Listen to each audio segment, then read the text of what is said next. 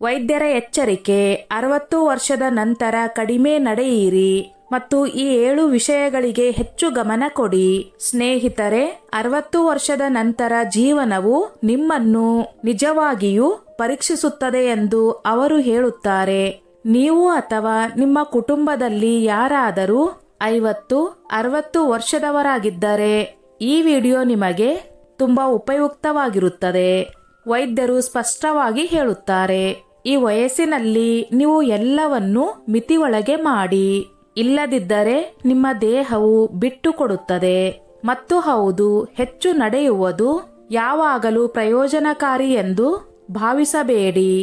ವೈದ್ಯರು ಕಡಿಮೆ ನಡೆಯಿರಿ ಮತ್ತು 7 ವಿಷಯಗಳಿಗೆ ಹೆಚ್ಚು ಗಮನ ಕೊಡಿ ಎಂದು ಹೇಳುತ್ತಾರೆ.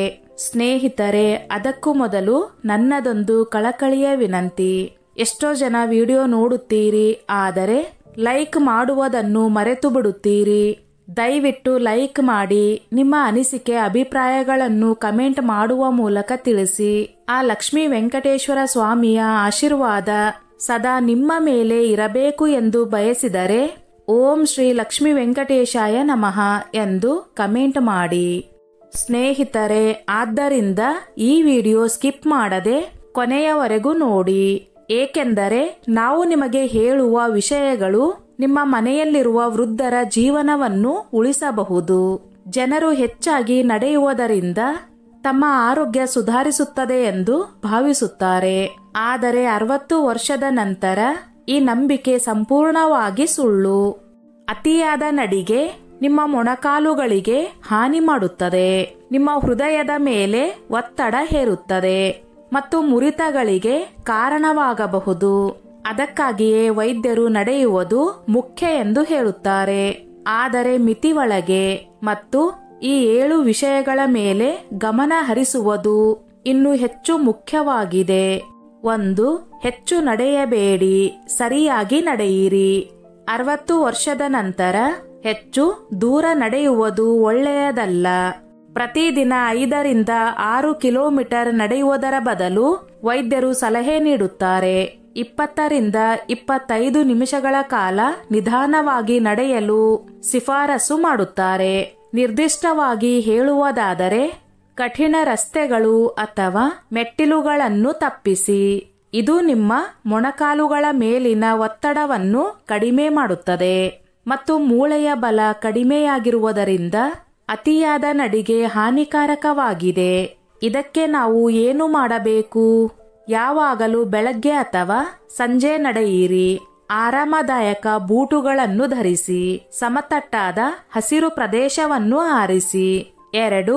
ಪ್ರೋಟೀನ್ ಮತ್ತು ಕ್ಯಾಲ್ಸಿಯಂ ಕೊರತೆಯನ್ನು ತಪ್ಪಿಸಿ. 60 ವರ್ಷದ ನಂತರ ಮೂಳೆ ಮತ್ತು ಸ್ನಾಯುಗಳ ಬಲ ಕಡಿಮೆಯಾಗಲು ಪ್ರಾರಂಭಿಸುತ್ತದೆ. ಅದಕ್ಕಾಗಿಯೇ ವೈದ್ಯರು ಹೇಳುತ್ತಾರೆ, ನಿಮ್ಮ ಆಹಾರದಲ್ಲಿ ಪ್ರೋಟೀನ್ ಮತ್ತು ಕ್ಯಾಲ್ಸಿಯಂ ಇರುವ ಆಹಾರವನ್ನು ಸೇರಿಸಿ. ಇದು ಏಕೆ ಅಗತ್ಯ? ಕಡಿಮೆ ಪ್ರೋಟೀನ್ ದುರ್ಬಲ ಸ್ನಾಯುಗಳು.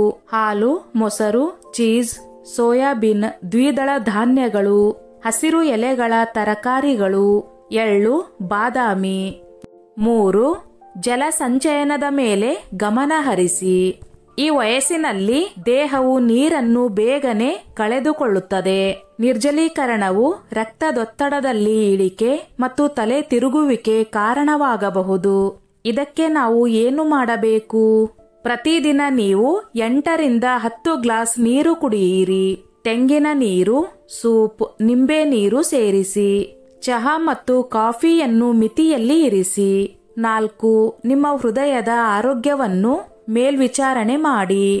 60 ವರ್ಷದ ನಂತರ ಹೃದಯ ಕಾಯಿಲೆಗಳು ಅತಿ ದೊಡ್ಡ ಬೆದರಿಕೆಯಾಗುತ್ತವೆ. ನೀವು ಹೆಚ್ಚು ನಡೆದ ನಂತರ ನಿಮಗೆ ಉಸಿರಾಟದ ತೊಂದರೆ ಅಥವಾ ಎದೆ ನೋವು ಕಾಣಿಸಿಕೊಂಡರೆ ತಕ್ಷಣ ವೈದ್ಯರನ್ನು ಸಂಪರ್ಕಿಸಿ. ಇದಕ್ಕೆ ನಾವು ಏನು ಮಾಡಬೇಕು? ಪ್ರತಿ ವರ್ಷ ನಿಮ್ಮ ಇಸಿಜಿ ಮತ್ತು ಬಿಪಿಯನ್ನು ಪರೀಕ್ಷಿಸಿಕೊಳ್ಳಿ. ಲಘು ವ್ಯಾಯಾಮ ಮಾಡಿ. ಯೋಗ ಮತ್ತು ಪ್ರಾಣಾಯಾಮ ಅಳವಡಿಸಿಕೊಳ್ಳಿ. ಅತಿಯಾದ ಒತ್ತಡವನ್ನು ತಪ್ಪಿಸಿ. 5. ಸಮತೋಲನ ಮತ್ತು ಸ್ಥಿರತೆಗೆ ಗಮನ ಕೊಡಿ. ಈ ವಯಸ್ಸಿನಲ್ಲಿ ಬೀಳುವುದು ದೊಡ್ಡ ಅಪಾಯ. ದುರ್ಬಲಗೊಂಡ ಮೂಳೆಗಳಿಂದಾಗಿ ಸಣ್ಣದೊಂದು ಬೀಳುವಿಕೆ ಕೂಡ ಗಂಭೀರ ಗಾಯಕ್ಕೆ ಕಾರಣವಾಗಬಹುದು. ನಾವು ಇದಕ್ಕೆ ಏನು ಮಾಡಬೇಕು? ಮನೆಯಲ್ಲಿ ಜಾರು ಚಾಪೆಗಳನ್ನು ಇಡಬೇಡಿ. ರಾತ್ರಿ ಬಲ್ಬ್ ಹಚ್ಚಲು ಮರೆಯಬೇಡಿ. ವಾಕಿಂಗ್ ಸ್ಟಿಕ್ ಬಳಸಿ. 6. ಸಾಕಷ್ಟು ನಿದ್ರೆ ಪಡೆಯಿರಿ. 60 ವರ್ಷದ ನಂತರ ನಿದ್ರೆಯ ಅವಶ್ಯಕತೆ ಕಡಿಮೆಯಾಗುತ್ತದೆ.